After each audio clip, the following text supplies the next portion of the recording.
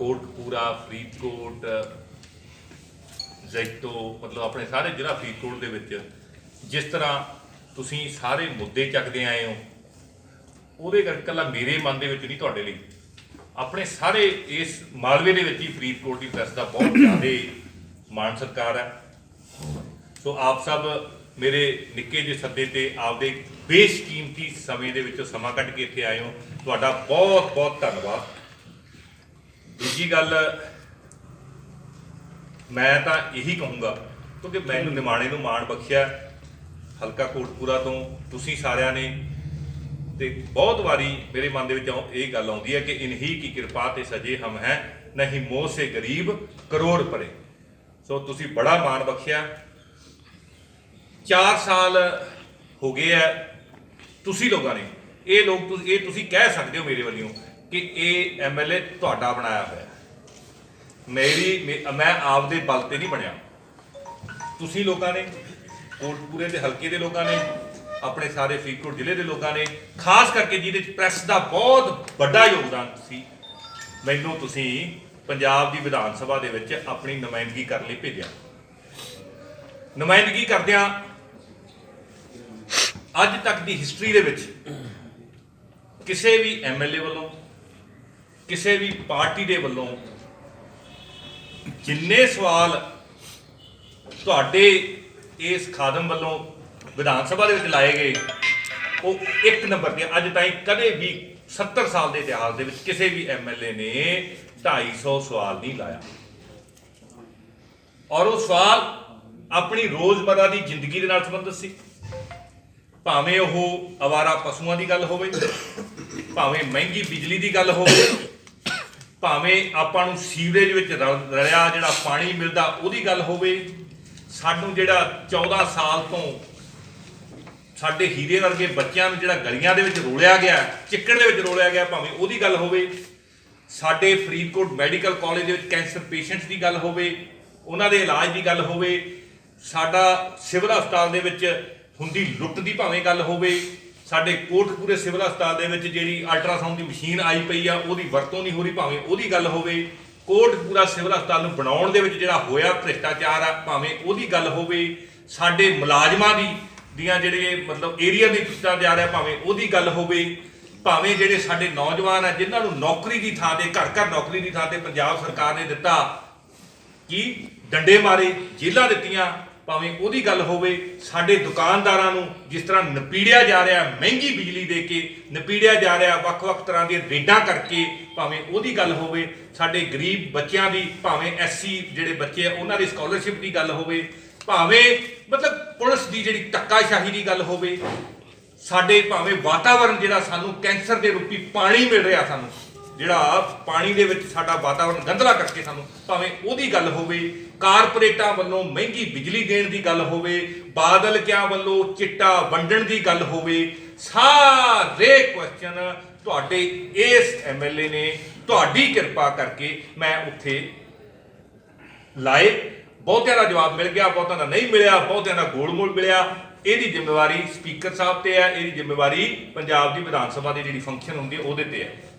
ਅੱਜ ਮੈਂ ਤੁਹਾਨੂੰ ਇੱਥੇ ਇਸ ਲਈ ਬੁਲਾਇਆ ਕਿ ਆਮ ਤੌਰ ਤੇ ਜਿਹੜੇ ਪੋਲੀਟੀਸ਼ੀਅਨ ਹੈ, ਜਿਹੜੇ ਆਪਣੇ ਲੋਕ ਨੁਮਾਇੰਦੇ ਆ, ਉਹ ਮੀਡੀਆ ਨੂੰ ਆਪਦੀ ਗੱਲ ਕਹਿਣ ਵਾਸਤੇ ਮਨ ਕੀ ਬਾਤ ਕਰਨ ਵਾਸਤੇ ਬੁਲਾਉਂਦੇ ਆ, ਪਰ ਮੈਂ ਤੁਹਾਡੀ ਗੱਲ ਸੁਣਨ ਵਾਸਤੇ ਅੱਜ ਇੱਥੇ ਬੁਲਾਇਆ। ਸਮਾਂ ਭਾਵੇਂ ਥੋੜਾ ਲੱਗ ਜੂਗਾ ਤੁਹਾਡਾ, ਪਰ ਤੁਸੀਂ ਜ਼ਰੂਰ ਜਿਹੜੀਆਂ ਮੇਰੇ ਕੋਲੋਂ ਕੋਈ ਕਮੀਆਂ ਰਹਿ ਗਈਆਂ ਮੈਨੂੰ ਦੱਸੋ ਤਾਂ ਮੈਂ ਦੂਰ ਕਰਨਾ ਚਾਹੁੰਦਾ।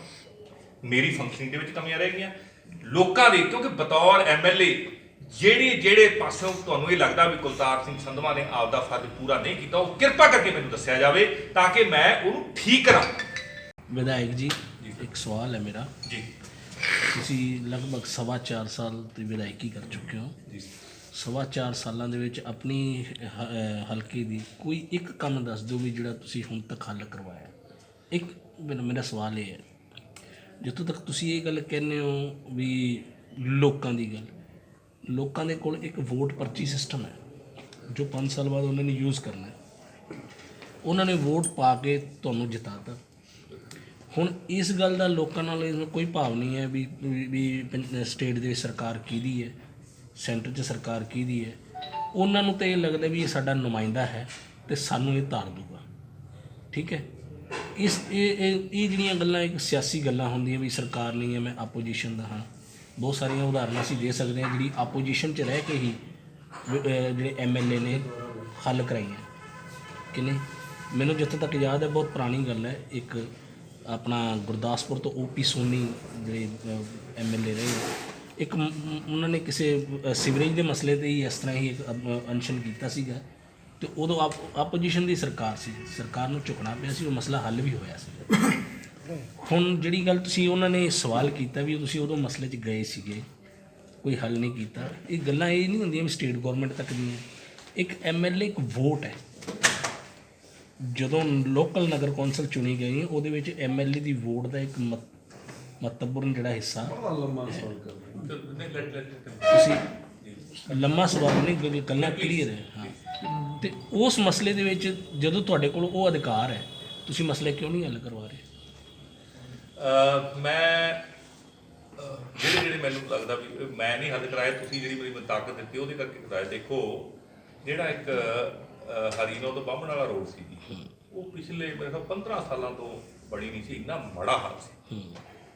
ਮੈਂ ਤੁਹਾਡੀ ਬਖਸ਼ੀ ਹੋਈ ਤਾਕਤ ਵਰਤ ਕੇ ਉਹ ਬਣਵਾਤੀ ਸੀ ਜੀ, ਉਹ ਬਣ ਗਈ ਹੈ, ਨਵੀਂ ਬਣ ਗਈ। ਫਿਰ ਜਿਹੜੀ ਆ ਤੁਹਾਡਾ ਇੱਧਰੋਂ ਜਦੋਂ ਆਪਾਂ ਜੈਤੋ ਰੋਡ ਤੋਂ ਸੈਣੀ ਵਾਲੇ ਕੋਠਿਆਂ ਨੂੰ ਜਾਂਦੇ ਹਾਂ, ਉਹ ਮੇਰੇ ਖਿਆਲ ਪਿਛਲੇ 20-25 ਸਾਲਾਂ ਤੋਂ ਕਿਸੇ ਨੇ ਨਜਾਇਜ਼ ਕਬਜ਼ਾ ਹੀ ਕਰ ਰੱਖਿਆ ਸੀ ਰਾਹ ਦੇ ਉੱਤੇ। ਉਹ ਤੁਹਾਡੀ ਬਖਸ਼ੀ ਹੋਈ ਤਾਕਤ ਵਰਤ ਕੇ ਮੈਂ ਉਹ ਖੁਲਵਾਤਾ ਸੀ। ਠੀਕ ਹੈ ਜੀ। ਮੈਡੀਕਲ ਕਾਲਜ ਦੇ ਵਿੱਚ ਗਰੀਬ ਬੱਚਿਆਂ ਦੀ, ਗਰੀਬ ਪੇਸ਼ੈਂਟਸ ਦੀ ਲੁੱਟ ਹੋਈ ਸੀ। ਉਹ ਬਹੁਤ ਹੱਦ ਤੱਕ ਅਸੀਂ ਕੈਂਸਰ ਦੇ ਪੇਸ਼ੈਂਟ ਦੀ ਬਹੁਤ ਹੱਦ ਤੱਕ ਅਸੀਂ ਉਹਨੂੰ ਕੰਟਰੋਲ ਕਰਦੇ ਹਾਂ।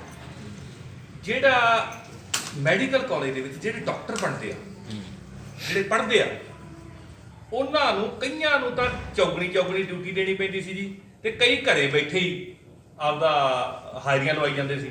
ਮਤਲਬ ਆਪਦੀ ਡਾਕਟਰੀ ਦੀ ਪੜ੍ਹਾਈ ਵੀ ਪੂਰੀ ਤਰ੍ਹਾਂ ਨਹੀਂ ਕਰਾਉਂਦੇ ਸੀ। ਉਹਦੇ ਵਿੱਚ ਅਸੀਂ ਆਪਦੀ ਦਖਲ ਦੇ ਕੇ ਉਹ ਸਿਸਟਮ ਠੀਕ ਕਰਾ ਦਿੱਤਾ। ਹੁਣ ਹਰੇਕ ਨੂੰ ਆਪਦੀ ਪ੍ਰੋਪਰ ਟ੍ਰੇਨਿੰਗ ਲੈਣੀ ਪੈਂਦੀ ਹੈ ਸਹੀ ਤਰ੍ਹਾਂ ਡਾਕਟਰ ਬਣਨਾ। ਅਸੀਂ ਕੋਟਕਪੂਰੇ ਦੇ ਵਿੱਚ ਤੁਹਾਡੀ ਬਖਸ਼ੀ ਹੋਈ ਤਾਕਤ ਕਰਕੇ ਐਂਬੂਲੈਂਸ ਇੱਥੇ ਲਿਆਂਦੀ, ਕਿਉਂਕਿ ਉਦੋਂ ਆਪਣੇ ਕੋਲ ਆਪਣੇ MP ਸਾਹਿਬ ਸੀਗੇ ਜੀ। ਇੱਥੇ ਅਲਟਰਾਸਾਊਂਡ ਦੀ ਮਸ਼ੀਨ ਇੱਥੇ ਲੈ ਕੇ ਆਂਦੀ, ਉਹ ਤੁਹਾਡੀ ਬਖਸ਼ੀ ਹੋਈ ਤਾਕਤ ਦੇ ਨਾਲ ਆਈ। ਫਿਰ ਇੱਥੇ ਮੈਂ ਜਿਹੜੀ ਹਾਰਟੀਕਲਚਰ ਦੇ ਇੱਥੇ ਕੈਂਪ ਲਵਾਏ, ਉਹ ਆਪੋਜੀਸ਼ਨ ਦੇ MLA ਕੋਲੋਂ ਲੱਗ ਨਹੀਂ ਸਕਦੇ ਹੁੰਦੇ, ਲੇਕਿਨ ਆਪਾਂ ਤੁਹਾਡੀ ਬਖਸ਼ੀ ਹੋਈ ਤਾਕਤ ਕਰਕੇ ਮੈਂ ਉਹ ਲਵਾ। ਮੈਡੀਕਲ ਕਾਲਜ ਦੇ ਵਿੱਚ ਜਿਹੜੀ ਪਰਚੀ ਬਣਾਉਣ ਦੇ ਵਿੱਚ ਹੀ ਬੜਾ ਪ੍ਰੋਬਲਮ ਆਉਂਦੀ ਸੀ ਜੀ। ਆਧਾਰ ਕਾਰਡ ਬਣਾਉਣ ਦੇ ਵਿੱਚ ਬੜੀ ਪ੍ਰੋਬਲਮ ਆਉਂਦੀ ਆਪਣੇ ਸ਼ਹਿਰ ਦੇ ਵਿੱਚ ਵੀ ਸਾਰੇ। ਉਹ ਕਾਫੀ ਹੱਦ ਤੱਕ ਮੈਂ ਉਹਨੂੰ ਠੀਕ ਕਰਾ ਲਿਆ, ਲੇਕਿਨ ਪੂਰੀ ਤਰ੍ਹਾਂ ਠੀਕ ਨਹੀਂ ਹੋਇਆ, ਕਿਉਂਕਿ ਹਰੇਕ ਬੰਦੇ ਦਾ ਇਹ ਮਤਲਬ ਹਰੇਕ ਬੰਦੇ ਦੀ ਪ੍ਰੋਬਲਮ ਆਧਾਰ ਕਾਰਡ ਦੀ। ਸਭ ਤੋਂ ਵੱਡੀ ਜਿਹੜੀ ਮੈਨੂੰ ਲੱਗਦਾ ਜਿਹੜਾ ਮੈਂ ਕਰ ਸਕਿਆ ਉਹ ਇਹ ਕਰ ਸਕਿਆ ਵੀ ਪਹਿਲਾਂ MLA ਨੂੰ ਲੱਭਣਾ ਪੈਂਦਾ ਹੁੰਦਾ ਸੀ ਕੰਮ ਕਰਾਉਣ ਵਾਸਤੇ। ਹੁਣ MLA ਤੁਹਾਡੇ ਬਾਹਰ ਤੇ ਖੜਾ ਜੀ, ਫੋਨ ਮਾਰੋ ਤੁਹਾਡੇ ਕੋਲ ਹਾਜ਼ਰ ਹੈ। ਤੇ ਪਹਿਲੇ ਦਿਨ ਤੋਂ ਹੀ ਜਦੋਂ ਤੁਸੀਂ ਮੇਰੇ ਤੇ ਕਿਰਪਾ ਕੀਤੀ ਸੀ, ਜਦੋਂ ਦਾ ਰਿਜ਼ਲਟ ਆਇਆ, ਉਦੋਂ ਦਾ ਇੱਥੇ ਇੱਕ ਦਫ਼ਤਰ ਚੱਲ ਰਿਹਾ ਸ਼ਹਿਰ ਦੇ ਵਿੱਚ। ਉਹ ਮੇਰਾ ਖਿਆਲ ਕਿਸੇ MLA ਨੇ ਬਣਾਇਆ ਆਪਣੇ, ਇਹ ਰਿਵਾਜ ਹੀ ਨਹੀਂ ਸੀ, ਤਾਂ ਕਿ ਲੋਕਾਂ ਨੂੰ MLA ਲੱਭਣਾ ਨਾ ਪਵੇ। MLA ਦੇ ਦਫ਼ਤਰ ਦੇ ਕੰਮ ਹੈ, ਜਿਵੇਂ ਤੁਹਾਡੇ ਸਾਈਨ ਸੂਨ ਕਰਨ ਵਾਲੇ, ਉਹ ਸਾਰਾ ਕੁਝ ਉੱਥੇ ਹੋ ਜੇ, ਉਹਦੇ ਉੱਤੇ ਪ੍ਰੋਪਰ। ਅੱਛਾ, ਕਿਸੇ ਦਾ ਕੋਈ ਪੈਸਾ ਨਹੀਂ ਲੱਗਦਾ, ਫਾਰਮ ਜਿੰਨੇ ਵੀ ਲੋਕ ਭਲਾਈ ਸਕੀਮਾਂ ਦੇ ਪੈਨਸ਼ਨਾਂ, ਹਜ਼ਾਰਾਂ ਪੈਨਸ਼ਨਾਂ ਲਵਾਤੀਆਂ ਜੀ ਗਰੀਬਾਂ ਦੀਆਂ, 1 ਰੁਪਿਆ ਕਿਸੇ ਨੂੰ ਲੱਗਣ ਨਹੀਂ ਦਿੱਤਾ। ਈਵਨ ਟਾਈਪਿੰਗ ਦੇ ਪੈਸੇ ਵੀ ਲੱਗਣ ਦਿੱਤੇ ਕਿਸੇ ਦੇ। ਸ਼ਗਨ ਸਕੀਮ ਵਾਲੇ ਫਾਰਮ ਭਰਾਤੇ ਆ, ਹੁਣ ਭਰਾਉਣਾ ਹੀ ਫਰਜ਼ ਹੈ ਜੀ। ਹੁਣ ਤੁਸੀਂ ਕਹੋਗੇ ਤੁਸੀਂ ਦੇ ਦਿਓ, ਮੇਰੇ ਕੋਲ ਦੇਣ ਜੋਗਾ ਤਾਂ ਹੈ ਨਹੀਂ, ਸਰਕਾਰ ਨੇ ਦੇਣੀ ਹੈ ਜੀ ਸ਼ਗਨ ਸਕੀਮ। ਸੋ ਇਸ ਤਰ੍ਹਾਂ ਲੱਗਿਆ ਹੋਇਆ ਜੀ, ਲੇਕਿਨ ਮੇਰੀ ਤਸੱਲੀ ਨਹੀਂ ਹੋਈ ਹਜੇ। ਮੇਰੀ ਤਸੱਲੀ ਉਦੋਂ ਹੋਊਗੀ ਜਦੋਂ ਗੁਰੂ ਸਰਕਾਰ ਦੇ ਵਿੱਚ ਬਿਠਾਊਗਾ। ਜਿਵੇਂ ਦਿੱਲੀ ਦੇ ਵਿੱਚ ਲੋਕ ਜਾਣ ਹੀ ਨਹੀਂ ਦਿੰਦੇ, ਔਰ ਸਾਡੇ ਮੁੱਖ ਮੰਤਰੀ ਸਾਹਿਬ ਇਹ ਕਹਿੰਦੇ ਵੋਟ ਤਾਂ ਪਾਇਓ ਜੇ ਕੰਮ ਕੀਤੇ ਆ। ਤੇ ਮੈਂ ਵੀ ਇੱਕ ਚਾਹੁੰਦਾ ਵੀ ਮੈਂ ਵੀ ਐਂ ਕਹਾਂ ਵੀ ਭਾਈ ਮੈਂ ਤੁਹਾਡੇ ਕੋਲ ਵੋਟ ਨਹੀਂ ਮੰਗਣੀ, ਜੇ ਕੰਮ ਕੀਤੇ ਤਾਂ ਵੋਟ ਪਾਇਓ, ਨਹੀਂ ਨਾ ਪਾਇਓ। ਉਹ ਉਦੋਂ ਹੋ ਜਦੋਂ ਗੁਰੂ ਮਹਾਰਾਜ ਕਿਰਪਾ ਕਰਨਗੇ ਆਪਾਂ ਸਰਕਾਰ ਚ। ਜਿਵੇਂ ਨਗਰ ਕੌਂਸਲ ਦੀਆਂ MC ਦੀਆਂ ਚੋਣਾਂ ਪਈਆਂ ਸੀਗੀਆਂ, ਤੁਹਾਡੇ ਉਮੀਦਵਾਰ ਵੀ ਖੜੇ ਸੀ ਇਹਨਾਂ ਚੋਣਾਂ ਵਿੱਚ, ਤੇ ਇਹ ਸਾਰੇ ਮਤਲਬ ਹਾਰ ਗਏ, ਤੁਹਾਨੂੰ ਕੋਈ ਸੀਟ ਨਹੀਂ ਮਿਲੀ, ਤੇ ਇਹਦਾ ਅਸਰ 2022 ਦੇ ਵਿਧਾਨ ਸਭਾ ਵਿੱਚ ਪਵੇਗਾ? ਜਿੰਨਾ ਕੁ ਇਹਨਾਂ ਦਾ ਜਦੋਂ ਬਾਦਲ ਕੇ ਵੀ ਸਾਰੀਆਂ ਜਿੱਤ ਗਏ ਸੀਗੇ ਜੀ ਲਗਭਗ ਪਹਿਲੀਆਂ ਜਦੋਂ ਹੋਈਆਂ, ਜਿੰਨਾ ਕੁ ਅਸਰ ਕਾਂਗਰਸ ਸਰਕਾਰ ਬਣਾ ਗਈ ਸੀ ਜਿਹੜੀ ਜਮਾਂ ਹਾਰ ਗਈ ਸੀ, ਸੋ ਉਹਨਾਂ ਦਾ ਸਾਡੇ ਤੇ ਆਪਾਂ ਵੀ ਬਣਾ ਲਾਂਗੇ ਸਰਕਾਰ ਦੀ। ਜੇ ਕਾਂਗਰਸ ਕਹਿੰਦੀ ਹੈ ਨਾ ਵੀ ਇਹ ਸਾਡਾ ਸੈਮੀਫਾਈਨਲ ਸੀਗਾ, ਉਹ ਤਾਂ ਇਹ ਕਹਿੰਦੇ ਮੈਂ ਪਾਣੀ ਸਾਫ਼ ਦੇਤਾ ਸਾਰਿਆਂ ਨੂੰ ਜੀ, ਉਹ ਤਾਂ ਕਹਿੰਦੇ ਮੈਂ ਘਰ ਘਰ ਨੌਕਰੀ ਵੀ ਦੇਤੀ ਜੀ, ਉਹ ਤਾਂ ਕਹਿੰਦੇ ਮੈਂ ਚਿੱਟੇ ਦੀ ਸਪਲਾਈ ਵੀ ਬੰਦ ਕਰਤੀ ਜੀ, ਉਹ ਤਾਂ ਇਹ ਕਹੀ ਜਾਂਦੇ ਮੈਂ 2500 ਰੁਪਈਆ ਪੈਨਸ਼ਨ ਵੀ ਦੇਤੀ ਜੀ, ਉਹ ਤਾਂ 51,000 ਰੁਪਏ ਸ਼ਗਨ ਸਕੀਮ ਵੀ ਦੇਤੀ ਜੀ ਉਹਨਾਂ ਨੇ ਕਹਿਣ ਨੂੰ। ਹੁਣ ਉਹ ਸਾਰੇ ਗੱਪ ਮਾਰੀ ਜਾਂਦੇ, ਹੁਣ ਆਪਾਂ ਉਹਨੂੰ ਮੰਨਣਾ ਨਾ ਮੰਨਣਾ ਆਪਣੇ ਤੇ। ਮੇਰੇ ਸਾਹਿਬ ਇਹ ਸਫਾਈ ਦਾ ਤੇ ਜਿਹੜਾ ਸੀਵਰ ਦੇ ਪਾਣੀ ਦਾ ਇਹ ਲੋਕਲ ਮੁੱਦਾ ਹੈ, ਲੋਕਲ ਮੁੱਦੇ ਨੂੰ ਆਪਾਂ ਕਿਉਂ ਨਹੀਂ ਹੱਲ ਕਰਵਾ ਸਕਦੇ? ਦੇਖੋ ਜੀ ਇਹ ਮੁੱਦਾ ਸਾਰੇ ਪੰਜਾਬ ਦਾ ਹੀ ਮੁੱਦਾ। ਜਿਹੜੀ ਕੰਪਨੀ ਸੀ ਉਹ ਸ਼ਪੂਰ ਜੀ ਪਲੋਂਜੀ ਕੰਪਨੀ, ਮੈਂ ਇੱਥੇ ਨਾਮ ਵੀ ਲੈਣ ਮੈਂ ਗਰੇਜ ਨਹੀਂ ਕਰਦਾ, ਮੈਂ ਉਹਨਾਂ ਕੰਪਨੀਆਂ ਦੇ ਅਧਿਕਾਰੀਆਂ ਤੇ ਪਰਚਾ ਤੱਕ ਦਰਜ ਕਰਾਤਾ। ਹੁਣ ਜੀ ਦੇਖੋ ਮੈਂ ਹੁਣ ਗੋਲੀ ਤਾਂ ਨਹੀਂ ਮਾਰ ਸਕਦਾ ਉਹਨਾਂ ਦੇ, ਪਰਚੇ ਦਰਜ ਕਰਾ ਸਕਦਾ ਜੀ ਕਰਦਾ ਕਿ ਇਹਨਾਂ ਨੂੰ ਸਖਤ ਤੋਂ ਸਖਤ ਸਜ਼ਾ ਦਿਵਾਈ ਜਾ ਸਕੇ। ਔਰ ਉਹ ਕੰਪਨੀ ਨੂੰ ਭੱਜਣ ਤੇ ਮਜਬੂਰ ਹੋ ਗਿਆ ਹੋਣਾ ਪਿਆ, ਉਹ ਇਸ ਕਰਕੇ ਕਿਉਂਕਿ MLA ਤੁਹਾਡਾ ਜਿਹੜਾ ਬਣਾਇਆ ਹੋਇਆ ਇਹ ਤੁਹਾਡਾ ਹੈ, ਇਹ ਉਹਨਾਂ ਕੋਲੇ ਲਿਖਿਆ ਹੈ। ਨਹੀਂ ਕੰਪਨੀ ਦੀ ਨਹੀਂ, ਜਿਹੜੀ ਸਫਾਈ ਹੈ, ਨਾਲੀਆਂ ਸਾਫ਼ ਕਰਨੀਆਂ, ਨਾਲੀਆਂ ਕੱਢਣੀਆਂ, ਇਹ ਤਾਂ ਲੋਕਲ ਮਿਊਨਿਸਪੈਲਿਟੀ ਦਾ ਕੰਮ ਹੈ। ਇਹ ਠੇਕਾ ਉਹਨੂੰ ਨਹੀਂ ਉਹਨੂੰ ਠੇਕਾ ਨਹੀਂ ਹੈ ਜੀ, ਨਾਲੀਆਂ ਕੱਢਣ ਦਾ ਕੋਈ ਠੇਕਾ ਨਹੀਂ ਹੈ ਉਹਨਾਂ ਨੂੰ ਕੰਪਨੀ ਨੂੰ। ਮੈਂ ਤੁਹਾਨੂੰ ਦੱਸ ਦਿੰਦਾ ਜੀ, ਸਫਾਈ ਦਾ ਤੇ ਵਾਟਰ ਸਪਲਾਈ ਦਾ ਵੀ ਠੇਕਾ ਇਹਨਾਂ ਨੇ ਆਊਟਲੇਟ ਕੀਤਾ ਹੋਇਆ। Only for water supply and sewerage, not others cleanliness of the city. Other cleanliness ਦੇ ਵਿੱਚ ਵੀ ਇਹਨਾਂ ਨੇ ਆਊਟਸੋਰਸ ਕੀਤਾ ਹੋਇਆ ਜੀ ਸਾਰਾ ਕੁਝ। ਉਹ ਪਹਿਲਾਂ ਇੱਕ ਰੈਗੂਲਰ ਐਮਪਲਾਈਜ਼ ਤੋਂ ਨਹੀਂ ਕਰਾਇਆ। ਪਹਿਲਾਂ ਕੰਪਨੀ ਸੀਗੀ ਜਿਹੜਾ ਘਰਾਂ ਚੋਂ ਇਕੱਠੇ ਕਰਦੀ ਸੀਗੀ, ਸੋਲਿਡ ਵੇਸਟ ਮੈਨੇਜਮੈਂਟ ਸੀ, ਜਿਨ੍ਹਾਂ ਨੇ ਅਲੱਗ-ਅਲੱਗ ਕਰਦੇ ਉਹ ਕੰਪਨੀ ਦਾ ਵੀ ਪਤਾ ਹੀ ਨਹੀਂ ਲੱਗਿਆ ਵੀ ਉਹ ਕਿੱਧਰ ਚਲੀ ਗਈ। ਕਿ ਉਹ ਇਹ ਵੀ ਸੁਣਨ ਚ ਆਇਆ ਸੀਗਾ ਵੀ ਉਹ ਸੁਖਬੀਰ ਬਾਦਲ ਦੇ ਕਿਸੇ ਰਿਸ਼ਤੇਦਾਰ ਦੀ ਕੰਪਨੀ ਸੀ, ਅੱਜ ਤੱਕ ਉਹਦਾ ਭੇਦ ਨਹੀਂ ਪਤਾ ਲੱਗਿਆ। ਤੇ ਹਾਂ ਇਹ ਵਧੀਆ ਕੁਐਸਚਨ ਆ ਕਿ ਨਹੀਂ ਵੀ ਮਤਲਬ ਵੀ ਮੈਂ ਤਾਂ ਤੁਹਾਡੇ ਤੋਂ ਉਹੀ ਗੱਲਾਂ ਜਾਣਨਾ ਚਾਹ, ਮੇਰਾ ਸਵਾਲ ਇਹੀ ਸੀ ਸ਼ੁਰੂਆਤ ਦੇ ਵਿੱਚ ਵੀ ਇੱਕ ਕੰਮ ਜਿਹੜਾ ਹੈਗਾ ਤੁਸੀਂ ਉਹ ਦੱਸ ਦਿਓ ਵੀ ਜੀ, ਤੇ ਤੁਸੀਂ ਕਹਿ ਸਕਦੇ ਵੀ ਆ ਮੈਂ ਹੱਲ ਕਰਾਇਆ। ਜਿਸ ਤਰ੍ਹਾਂ ਵੀ ਸੋਸ਼ਲ ਵੇਸਟ ਮੈਨੇਜਮੈਂਟ ਦੀ ਗੱਲ ਕੀਤੀ ਹੈ, ਮੀਟਰ ਬਾਹਰ ਕੱਢਣ ਦਾ ਮਸਲਾ ਹੈ, ਉਹਦੇ 'ਚ ਵੀ ਕਿੱਡਾ ਘੁਟਾਲੇ ਹੋਏ ਆ। ਵੀ ਇਹ ਘੁਟਾਲੇ ਜਿਹੜੇ ਤੁਹਾਡੇ ਕਾਰਜਕਾਲ ਦੌਰਾਨ ਕਿਤੇ ਵੀ ਨਹੀਂ ਨਜ਼ਰ ਆਏ। ਜਦੋਂ ਮੈਂ ਤੁਹਾਨੂੰ ਦੱਸਦਾ, ਜਦੋਂ ਮੈਂ EO ਫਰੀਦਕੋਟ ਸੀਗਾ ਜੀ, ਉਦੋਂ ਮੈਂ ਕਬਜ਼ਾ ਲੈ ਕੇ ਦਿੱਤਾ ਸੀਗਾ ਚਹਿਲ ਜੀ ਜਗ੍ਹਾ ਦਾ ਜੀ। ਉਦੋਂ ਬਾਅਦ ਪਤਾ ਨਹੀਂ ਕਿਉਂ ਕਿੱਥੇ ਰਹਿ ਗਈ ਗੱਲ, ਕਿਉਂਕਿ ਮੈਂ ਬਦਲ ਗਿਆ, ਉਦੋਂ ਬਾਅਦ ਮੈਂ ਰਿਟਾਇਰ ਹੋ ਗਿਆ, ਉਦੋਂ ਬਾਅਦ ਪਤਾ ਨਹੀਂ ਕਿਹੜੇ ਚੱਕਰ 'ਚ ਉਹ ਉੱਥੇ ਹੋ ਗਿਆ। ਮੈਂ ਸਾਰਾ ਕਬਜ਼ਾ ਲੈ ਕੇ 4 ਦੀਵਾਰੀ ਕਰਵਾਤੀ ਸੀ, ਨਾਲੇ ਮੈਂ ਸਾਰਾ ਕੁਝ ਕਹਿੰਦੇ ਮੈਂ ਇੱਥੇ ਤੁਹਾਨੂੰ ਟਾਇਲਟਸ ਬਣਾ ਕੇ ਦੇਵਾਂਗਾ, ਜੇ ਕਰਕੇ ਦੇਵਾਂਗਾ। ਉਹ ਸਾਡਾ ਕੰਮ ਹੋਣਾ ਸੀਗਾ। ਉਹ ਕੰਪਨੀ ਨੂੰ ਪਤਾ ਨਹੀਂ ਕਿਹਨੇ ਭਜਾਇਆ ਕਿਹਨੇ ਨਹੀਂ ਭਜਾਇਆ, ਇਹ ਇਸ ਗੱਲ ਦੀ ਪੂਰੀ ਘੋਖ ਕਰਨ ਵਾਲੀ। ਬਿਲਕੁਲ ਜੀ, ਇਹਦਾ ਮੈਂ ਕੁਐਸਚਨ ਲਾ ਕੇ ਪਤਾ ਕਰਦਾ ਵਿਧਾਨ ਸਭਾ 21 ਕਿੱਲੇ ਸਰਕਾਰ ਦੇ ਪੈਸੇ ਉਹ ਦਿੱਤੇ ਹੋਣ ਸੋਲਿਡ ਵੇਸਟ ਲਈ, ਉਹਦੀ ਸਹੀ ਵਰਤੋਂ ਨਾ ਹੋ ਰਹੀ ਹੋਵੇ, ਸ਼ਹਿਰਾਂ ਦੇ ਵਿੱਚ ਕੂੜਾ ਸਿੱਟਣ ਨੂੰ ਜਗ੍ਹਾ ਨਹੀਂ ਹੈ। ਬਿਲਕੁਲ ਜੀ, ਬਹੁਤ ਗੰਦ ਬਕਾਇਦਾ ਇੱਕ ਐਕਟ ਬਣਾਇਆ ਗਿਆ ਇਹਦੇ ਲਈ, ਇਹਦੇ 'ਚ ਧਾਰਾ ਹੈਗੀਆਂ ਬਕਾਇਦਾ ਇਹ ਸੋਲਿਡ ਮੈਨੇਜਮੈਂਟ ਦਾ। ਤੁਸੀਂ ਇਹ ਦੇਖੋ ਵੀ ਜਦੋਂ ਇਹ ਮੇਰਾ ਖਿਆਲ ਹੈ ਮਾਰਚ ਅਪ੍ਰੈਲ 2017 ਦੀ ਗੱਲ ਹੈ ਜੀ, ਮੈਂ DC ਨਾਲ ਮੀਟਿੰਗ ਲਈ, ਮੈਂ ਆਪਣੇ SDO ਨਾਲ ਮੀਟਿੰਗ ਲਈ, ਮੈਂ ਕਿਹਾ ਵੀ ਕੂੜੇ ਦੇ ਢੇਰ ਥਾਂ ਤੇ ਲੱਗੇ ਹੋਏ ਆ।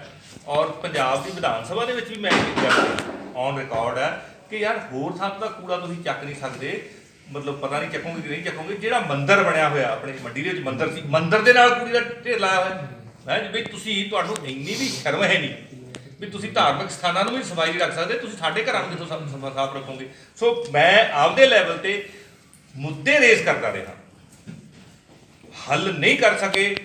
ਉਹਦੇ ਲਈ ਮੈਨੂੰ ਐ ਲੱਗਦਾ ਵੀ ਕਿਰਪਾ ਕਰਕੇ ਸੱਚੇ ਪਾਤਸ਼ਾਹ ਮਿਹਰ ਕਰੇ ਵੀ ਇੱਕ ਵਾਰੀ ਸਾਨੂੰ ਹੱਲ ਕਰਨ ਵਾਲੇ ਬਣਾ ਦਿਓ। ਮੁੱਦੇ ਰੇਜ਼ ਕਰਨ ਵਾਲਾ ਆਪੋਜੀਸ਼ਨ ਦਾ ਕੰਮ ਹੈ। ਵਾਰ-ਵਾਰ ਫਿਰ ਬੇਨਤੀ ਕਰਦਾ, ਜਿਹੜੀ ਤੁਸੀਂ ਗੱਲ ਕਹੀ ਮੈਂ ਫਿਰ ਰੇਜ਼ ਕਰੂੰਗਾ, ਆਪੋਜੀਸ਼ਨ ਦਾ ਕੰਮ ਰੇਜ਼ ਕਰਨਾ ਹੁੰਦਾ। Opposition has it's say and the government has it's way. Government ਤੇ ਕੰਮ ਕਰਨਾ ਹੁੰਦਾ। ਕਾਂਗਰਸ ਚੋਣਾਂ ਹੋਣੀਆਂ ਸੀ, ਕਾਂਗਰਸ ਕਹਿੰਦੀ ਸੀ ਵੀ ਅਸੀਂ ਆਹ ਕਰਾਂਗੇ। ਹੁਣ ਜਦੋਂ ਕਾਂਗਰਸ ਨੂੰ ਸਵਾਲ ਕਰਦੇ ਆ, ਕਾਂਗਰਸ ਕਹਿੰਦੀ ਸਾਡੇ ਕੋਲ ਫੰਡ ਹੀ ਨਹੀਂ ਹੈ, ਸਾਡੇ ਕੋਲ ਖਾਨਾ ਖਜ਼ਾਨਾ ਨਹੀਂ ਹੈਗੇ। ਜਦੋਂ ਹੁਣ ਜੇ ਤੁਹਾਡੀ ਸਰਕਾਰ ਬਣ ਜਾਂਦੀ ਆ ਤਾਂ ਤੁਹਾਨੂੰ ਵੀ ਖਜ਼ਾਨਾ ਖਾਲੀ ਮਿਲਣਾ, ਤੁਸੀਂ ਕਿੱਥੋਂ ਲਿਆਓਗੇ? ਦੇਖੋ ਜੀ, ਮੈਂ ਇਸ ਗੱਲ ਨਾਲ ਬਿਲਕੁਲ ਇਤਫਾਕ ਨਹੀਂ ਰੱਖਦਾ ਵੀ ਜਿਹੜੀ ਸਰਕਾਰ ਹੋਵੇ ਤੇ ਸਰਕਾਰ ਦਾ ਖਜ਼ਾਨਾ ਖਾਲੀ ਹੋਵੇ। ਸਰਕਾਰ ਦਾ ਖਜ਼ਾਨਾ ਖਾਲੀ ਨਹੀਂ ਹੋ ਸਕਦਾ। ਇਹ ਸਿਰਫ ਤੇ ਸਿਰਫ ਬੇਈਮਾਨੀ ਹੈ। ਜੇ ਬਾਦਲ ਪਰਿਵਾਰ ਦੀਆਂ ਬੱਸਾਂ ਵੱਧ ਸਕਦੀਆਂ, ਜੇ ਕੈਪਟਨ ਪਰਿਵਾਰ ਦਾ ਨਵਾਂ ਘਰ ਪੈ ਸਕਦਾ, ਮਹਿਲ ਪੈ ਸਕਦਾ, ਤੇ ਆਮ ਲੋਕਾਂ ਦੇ ਖਜ਼ਾਨੇ ਵੀ ਭਰ ਸਕਦੇ ਆ ਜੇਕਰ ਖਜ਼ਾਨੇ ਦੀ ਲੀਕੇਜ ਬੰਦ ਕੀਤੀ ਜਾਵੇ। ਤੁਹਾਡੇ ਕੋਲ ਇੱਕ ਐਗਜ਼ਾਮਪਲ ਦਿੰਦਾ ਮੈਂ। ਜਦੋਂ ਦਿੱਲੀ ਦੇ ਵਿੱਚ ਲੋਕਾਂ ਨੇ ਝਾੜੂ ਮਾਰ ਕੇ ਪਹਿਲੀ ਵਾਰ ਅਰਵਿੰਦ ਕੇਜਰੀਵਾਲ ਜੀ ਨੂੰ ਮੁੱਖ ਮੰਤਰੀ ਬਣਾਇਆ ਤਾਂ ਦਿੱਲੀ ਦਾ ਬਜਟ 9,000 ਕਰੋੜ ਘਾਟੇ ਤੇ ਸੀ। ਅੱਜ 10 ਸਾਲ ਬਾਅਦ ਦਿੱਲੀ ਦੇ ਬਜਟ ਨੂੰ 9000 ਕਰੋੜ ਦਾ ਘਾਟਾ ਪੂਰਾ ਕੀਤਾ। 65,000 ਕਰੋੜ ਦਾ ਅੱਜ ਬਜਟ ਹੈ। 30,000 ਕਰੋੜ ਤੋਂ ਖੜਿਆ ਸੀ ਉਹਨਾਂ ਨੇ, 35,000 ਕਰੋੜ ਹੋਰ ਉੱਤੇ ਪਾਇਆ ਉਹਦੇ, 45,000 ਕਰੋੜ, ਮਤਲਬ ਉਹਦਾ 100 ਗੁਣਾ ਦੁੱਗਣਾ ਕਰਤਾ ਗਿਆ। ਉਹ ਸਿਰਫ ਇਸ ਕਰਕੇ ਕਿਉਂਕਿ ਜਦੋਂ ਤੁਸੀਂ ਸ਼ਰਾਬ ਦਾ ਕੰਮ ਕਰਦੇ ਹੋ, ਜਿਹੜੇ ਕਾਰੋਬਾਰੀ ਹੈ ਸ਼ਰਾਬ ਦੇ ਜਾਂ ਮੰਤਰੀ ਹੈ, ਉਹਨਾਂ ਨੂੰ ਕਮਾਈ ਜਾਂਦੀ ਹੈ, ਸਰਕਾਰੀ ਖਜ਼ਾਨੇ 'ਚ ਨਹੀਂ ਜਾਂਦੀ। ਜਦੋਂ ਤੁਸੀਂ ਜੇ ਸਿੱਧੂ ਇੱਕ ਲੈ ਕੇ ਆਇਆ ਸੀਗਾ ਤੁਹਾਡਾ ਜਿਹੜਾ ਕੇਰਲਾ ਦਾ ਮਾਡਲ, ਜਿਹੜਾ ਦਿੱਲੀ ਦੇ ਵਿੱਚ ਵੀ ਹੁੰਦਾ ਹੈ, ਦਿੱਲੀ ਦੇ ਵੀ ਸਰਕਾਰੀ ਦੁਕਾਨਾਂ ਨਾ ਜੀ ਹੈ, ਤੇ ਉਹ ਆਬਕਾਰੀ ਦਾ ਸਿਸਟਮ ਇੱਥੇ ਲਾਗੂ ਕਿਉਂ ਨਹੀਂ ਕੀਤਾ ਪੰਜਾਬ ਸਰਕਾਰ ਨੇ? ਅਸੀਂ ਰੌਲਾ ਪਾਇਆ ਵਿਧਾਨ ਸਭਾ ਦੇ ਵਿੱਚ, ਨਹੀਂ ਕੀਤਾ ਉਹਨਾਂ ਨੇ। ਫਿਰ ਕੇਬਲ ਦਾ ਕੰਮ ਹੈ ਜਿਹੜਾ ਕੈਪਟਨ ਅਮਰਿੰਦਰ ਸਿੰਘ ਨੇ ਕਿਹਾ ਸੀ ਵੀ ਮੈਂ ਇਹਨੂੰ ਠੀਕ ਕਰੂੰਗਾ, ਉਹਦੇ 'ਚ ਫਿਰ ਠੱਗੀ ਉਸੇ ਤਰ੍ਹਾਂ ਚੱਲ ਰਹੀ ਹੈ। ਤੁਸੀਂ ਰੋਡਵੇਜ਼ ਦੀ ਗੱਲ ਕਰ ਲਓ, ਤੁਸੀਂ ਰੋਡਵੇਜ਼ ਦੀ ਗੱਲ ਕਰ ਲਓ, ਪ੍ਰਾਈਵੇਟ ਬੱਸਾਂ ਤਾਂ ਵਧੀ ਜਾਂਦੀਆਂ ਜੀ, ਰੋਡਵੇਜ਼ ਘੱਟ ਹੋਈ ਜੀ, ਫਿਰ ਸਰਕਾਰੀ ਖਜ਼ਾਨਾ ਕਿਵੇਂ ਭਰੂਗਾ ਜੀ? ਇੱਕ ਬੱਸ ਜਿਹੜੀ ਇੰਡੋ ਕੈਨੇਡੀਅਨ ਬੱਸ ਹੈ, ਇਹ ਬਾਦਲ ਦੀ ਕੰਪਨੀ ਹੈ, ਇਹਨੂੰ ਅੱਜ ਤਾਈਂ ਕਦੇ ਦਾ ਚਲਾਨ ਹੋਇਆ? ਹਾਲਾਂਕਿ ਇਹ ਜਾ ਹੀ ਨਹੀਂ ਸਕਦੀ ਉੱਥੇ, ਇਹਦੀ ਤਾਂ ਹੈ ਸਟੇਜ ਕੈਰੀਅਰ ਹੈ, ਇਹ ਟਿਕਟਾਂ ਕੱਟ ਹੀ ਨਹੀਂ ਸਕਦੇ। ਇਹ ਤਾਂ ਇੱਕ ਜਗ੍ਹਾ ਤੋਂ ਦੂਜੀ ਜਗ੍ਹਾ ਤੇ ਜਾਣ ਤੇ ਪਾਰਟੀ ਨੂੰ ਲਿਆਉਣ ਵਾਲਾ ਪਰਮਿਟ ਹੈ ਨਾ ਕੋਲੇ, ਲੇਕਿਨ ਕੈਪਟਨ ਤੇ ਬਾਦਲ ਰਲੇ ਹੋਏ ਆ, ਉਹ ਚੱਲ ਰਿਹਾ। ਸੋ ਉਹ ਬੱਸ ਹੀ ਲੱਖਾਂ ਰੁਪਏ ਰੋਜ਼ ਕਮਾਉਂਦੀ ਹੈ।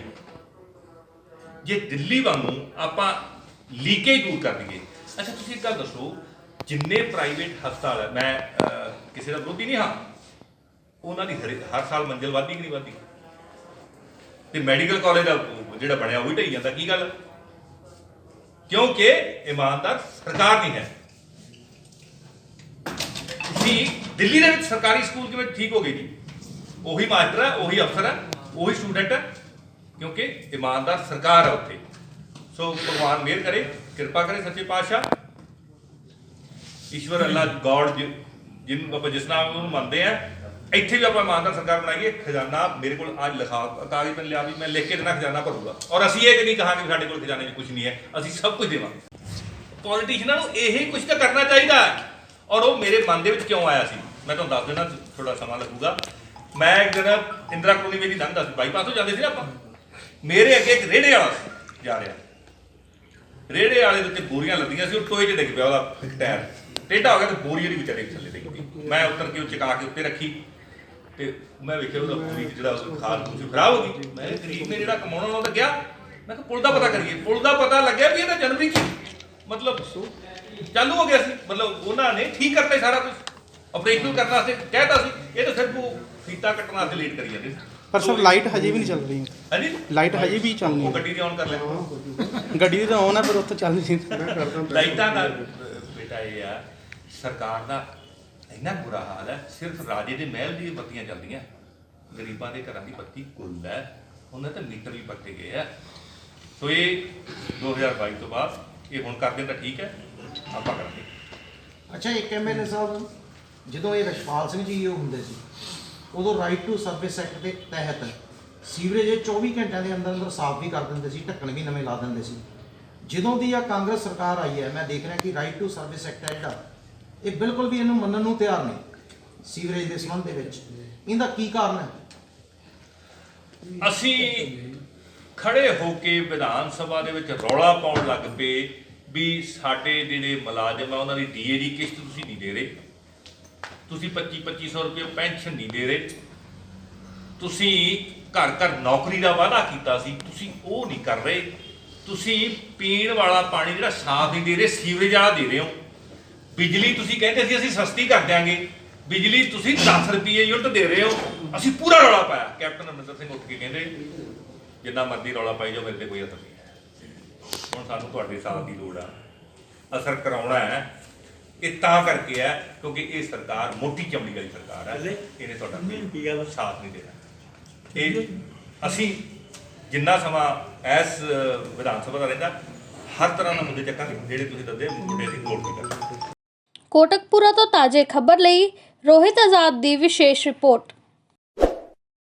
ਵਧੇਰੇ ਜਾਣਕਾਰੀ ਅਤੇ ਸਾਡੇ ਨਾਲ ਜੁੜੇ ਰਹਿਣ ਲਈ ਤਾਜ਼ੇ ਖਬਰ ਤੁਰੰਤ ਸਬਸਕ੍ਰਾਈਬ ਕਰੋ।